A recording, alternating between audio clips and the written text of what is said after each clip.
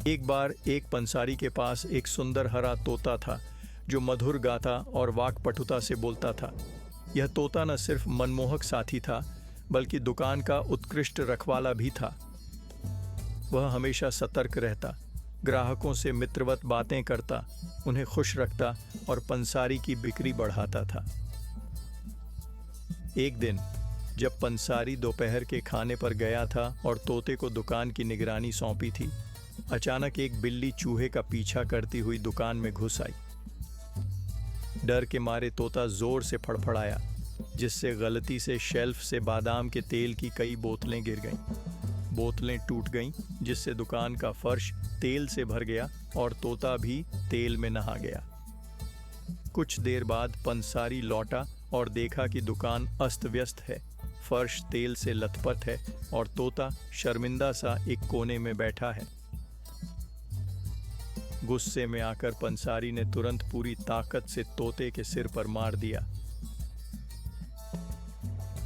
गरीब पक्षी, जो पहले से ही अपनी अनाड़ीपन से दोषी और दुखी था, शर्म और चोट की पीड़ा सहन नहीं कर सका और तुरंत उसके सिर के सारे पंख झड़ गए। बादाम के तेल की घटना के तुरंत बाद तोते ने बोलना और गाना पूरी तरह से बंद कर दिया। पंसारी को एहसास हुआ कि पक्षी को मारने में उसकी गलती कितनी बड़ी थी। न सिर्फ उसने अपना खुशमिजाज साथी खोया, बल्कि अपने फलते फूलते कारोबार को भी नुकसान पहुंचाया। खुद को ही दोष देते हुए वह हैरान था कि उसने अकेले ही अपनी रोजी रोटी को खतरे में डाल दिया था। काश मैंने अपना हाथ तोड़ लिया होता, उसने विलाप किया। मैंने अपनी मीठी आवाज वाली चिड़िया को ऐसे कैसे मार दिया? मैं इतना क्रूर कैसे हो सकता था? पंसारी अपनी दुकान के पास से गुजरने वाले हर गरीब दरवेश को दान देने लगा, इस उम्मीद में कि अच्छे कर्म करने से उसे माफ़ी मिल जाए और उसका पक्षी फिर से अपनी मोहक आवाज़ का इस्तेमाल करना शुरू कर दे। 3 दिन रात के पश्चाताप और तोते की चुप्पी के बाद पंसारी की किस्मत खुली।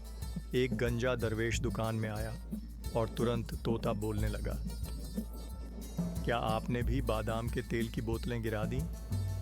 दुकान के कुछ ग्राहक मुस्कुराए तोते की मासूमियत पर, जिसने सोचा गंजे आदमी का भी वही हाल हुआ। प्यारे छोटे तोते, एक ग्राहक ने दया से कहा, कभी एक क्रिया को दूसरी से ना जोड़ो। भले ही ऊपर से समान लगें, कभी खुद की तुलना दूसरों से न करो।